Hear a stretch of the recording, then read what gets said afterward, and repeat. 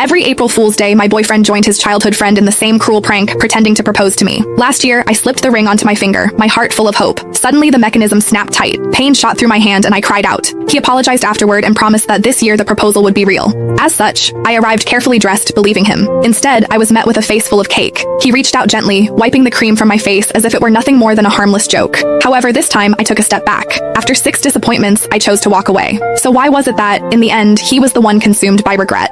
Every year on April Fool's Day, my boyfriend would team up with his childhood best friend to pull the same prank on me. He would pretend to propose. Last year, the two of them laughed like it was the funniest thing in the world, even though my fingers were almost crushed in the process. Later, he apologized and swore that this year would be different. This year, the proposal would be real. As such, when he called me again, sounding urgent and telling me to come to the place where we had our very first date, I believed him. I curled my hair, got my nails done, and spent extra time perfecting my makeup. I picked out a brand new outfit and even drafted the announcement post I was going to share once everything became official. However, the second I stepped through the door, smiling and full of excitement, a thick slab of cake cream slammed straight into my face. Laughter burst out from among the crowd and a girl's voice rang out, bright and smug. I told you Whitney can't take a joke, someone else said. You insisted on calling her. Now look at what's happened. Sylvia huffed and sat on the couch. The mood shifted instantly. The way everyone looked at me turned cold. She was the only girl in their group, the one everyone spoiled. As long as she was unhappy, everyone would rush to comfort her, Nolan included. The first time I met her, she organized a game of truth or dare. When other people got dared, it was just something a little embarrassing. However, when it was my turn, they asked me to do something way out of line in front of everyone. All I said was that it was too much and I did not like it. Sylvia's eyes immediately turned red and she ran out of the room. Everyone ran after her, Nolan too.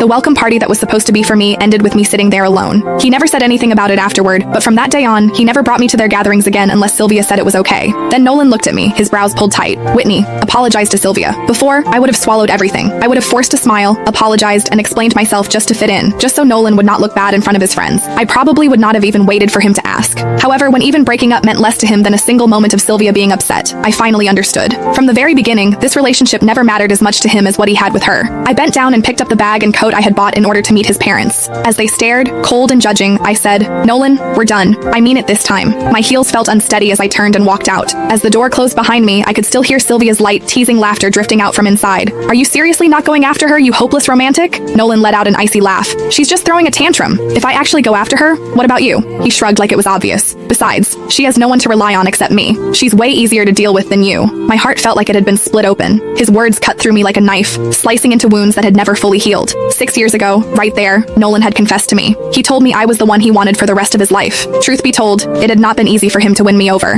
When I was 15, my parents both remarried and started new families of their own. I became the extra piece no one wanted to talk about. I resisted relationships, and I resisted the idea of building a family. I turned him down 5 times. The last time, I was living alone when a stranger started following me. I did not even